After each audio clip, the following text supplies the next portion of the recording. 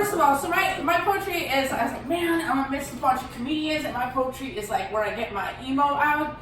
I'm in trouble, so there's some stuff in there, but first, I had to scrap this one with the pen, because I didn't think that I would be at this building, and that I would fall in love. Yeah. So, I'm going to improvise a poem now. So, I was sitting in my seat, and I heard it of little feet. And there was something fuzzy over there with really white and furry hair, right? I don't know if you are a girl or a fellow, but you kind of look like a marshmallow. You're indicating with the string that is pink that this is, oh yeah, a lady, I think.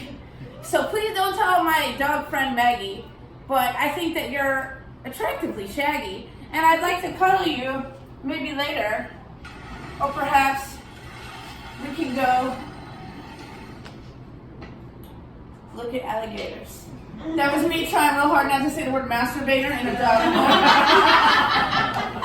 I'm not a loud masturbator, I promise. Maggie knows this. Alright, so here's the poem. I like to go on Facebook and I'll say, give me a word, I'll give you a poem. They turn out better than that one did. So, it was a night where the sky seems uncertain. This is called Fireflies. It was a night where the sky seems uncertain. A night of silent rain. Intermittent drops so small they lightly hit the skin, making it crawl. Cold tingles from within. Undefinable energy. Each drop potent. What is this? Each drop important. There's something in the air. You might hear someone say, trying to define a night like this. A night where the sky seems uncertain. Exposed nerves. A live wire. A powder keg set too close to a firefly. This is a serious poem. And now this one is naughty. Someone put Little Red Riding Hood for a suggestion, so this is called Fairy Tales. Hey there. What are you hiding under that hood, Red Riding? Are you a good girl or a bad apple caught in the wrong fairy tale? No matter, I whisper, as I creep so close that you can feel my breath. You can imagine that part. And see my breath. Are you cold, my darling girl? I sneer as I pull down your hood. I was drunk. As I pull down, as I pull back your heavy hood, you're hidden under. Good girl. Good girl. You know, I've stalked you from this far, so I must have a taste. Just one taste to let my rough fur grate your pretty little face. As I draw closer, my sharp claws extend, erect, to slice that perfect porcelain skin. Red streaks bubble to the surface, marring your delicate facade. Does it hurt to be marked with red? Oh, good. After all, you are Little Red Riding Hood, and you've wandered too far. Oh, so far that you don't know what home is anymore. Perhaps your house, your walls have been blown down by a cruel and cunning wolf. But I'm your home now, and I will make sure no one can hurt you. Unless, of course, it's me. Come closer. Come closer. Let me in. Let me in, you dirty little pig. That was like more than one fairy tale. You see the confluence of the two at the end. This is called Magician. You've done the same magic trick so many times you're tired of it. And still the audience is dazzled. Night after night, they somehow buy it. There's an art to training your fingers to move faster than their eyes. It's a coin pulled from behind an unsuspecting ear, not really happening, cannot do that. It's a dove that dematerializes and reappears. It's a rabbit plucked from a once flat top hat. It's a woman sawed in half and then put back together. Seamless, but still bleeding out, unbeknownst to the crowd, because of one precise incision she keeps well hidden with her sequins. It's not 10 minutes yet. Okay, good. I'll keep reading forever. Okay. This is, I'm going to do a heavier one because this was serious. And this is about a dog. Go figure. This is not about you. Don't get jealous, though. Bella. Dog kiss, it's called. You know it's coming when a spit-specked muzzle approaches in slow motion.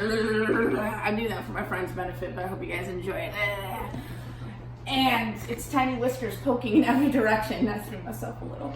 A thick tongue hanging from an open mouth that won't take no for an answer. The dog advances, panting. He smiles in dumb and loving disregard for your long-suffering sense of smell. And then he slathers your face with an all too familiar, all too lingering fragrance. Though you half-heartedly fight to fend off the fierce attack of hound halitosis, so intense that it gags you every time he comes in for a kiss, as though you didn't already see him every waking moment. But one day you won't. The patter of paws and untrimmed claws will cease. The floor will go silent, nothing left on the seat or the couch he once claimed, uninvited, but remnants of fur on a cushion you can never replace, like the somehow comforting stench of your pooch all over the side of your face. How many more do you think I can squeeze? About 2 or 3. 2, 3? Good, thanks. 2. I like this. This is very dynamic. Thank you so much for giving this venue. Okay, I'll give you some words. You decide which one, guys. There's one called cunnilingus. There's one called lipstick. There's one called imaginary. There's one called cookies and one called avocados. Cookies. Imaginary. Okay, we'll get imaginary and cookies. And cunnilingus, please. And cunnilingus. Perfect. We'll save the best for last then. We'll save the best for last. Okay, now we go to imaginary. I wrote this one the other day. So does someone put the word imaginary? And I think there may be some words missing from this. I'm not sure. On conversations with stuffed animals. 2 scruffy ears that always lent themselves sit in silence in a box, on a shelf, in a basement that you share with everyone else in this apartment. To which you come home, 4 a.m., undressed but leave on makeup, mascara for your pillow, which you hold close to muffle tears and hear you whisper, "It's scary to be alone. It's also scary to be alone." Words that float from your bare twin bed over piles of clothes through a kitchen shared around the corner down the stairs to be heard by a pair of scruffy ears. This is a stuffed animal, not a dog, but okay. Now we go to cookies. This is a poem about loss. Oh.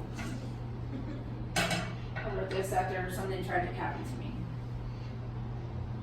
Today I was eating a cookie, and I was all set to devour it.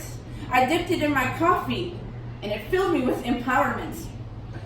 As I lifted my hand from my mug, my saliva glands started firing. I was about to eat this cookie. It was legit awe-inspiring. Until the devil decided that it was just not to be, and my cookie fucking crumbled and fell in a clump at my feet. My friend tried to console me, but there wasn't much. She did everything that she could, but there wasn't much she could say, for I was in a hate mood. Y'all know what that is once it hits. You'll be like in the bathroom later and be like, I don't know what's wrong with me. Oh, it's a hate mood. I cursed the cookie makers for making me go through it. I cursed the plant in my office, though it had nothing to do with it. My heart felt like an attic. My brain was all a jumble. And then some asshole said to me, "That's how the cookie crumbles." That is based almost verbatim on a true story, and I will end with cunnilingus. So when I do give me a word, I'll give you a poem on Facebook. One of the catches that I have is like, don't put anything dirty, because if you like, I've been to an improv show or you've done improv, you're like, don't do anything dirty, or can we get a suggestion? It's like dildo, buttholes, butt dildos, butthole dildos, taint dildos. Dildos exist. I'm gonna Google it later. So someone put cunnilingus, and I was like, I know what you're trying to do. I'm not gonna let you do it. I'm not gonna write about oral sex the way you want me to. So, cunnilingus. The tongue is a wicked instrument, even when it isn't forked. Do you want to know how to bring a woman to her knees? I've got a secret. Speak. Whether sprinkling words and whispers or shouting stories full-throated, Tap your tongue to the tip of your teeth to tell her you're entranced. Purse your lips to call her princess. Utter unhindered ululations when she lends herself to you. Then roll the letter L, just the letter L, off the roof of your mouth and let it linger on your lips until it falls in her lap. Now that's a gift. Thanks, guys. Thanks, Matt.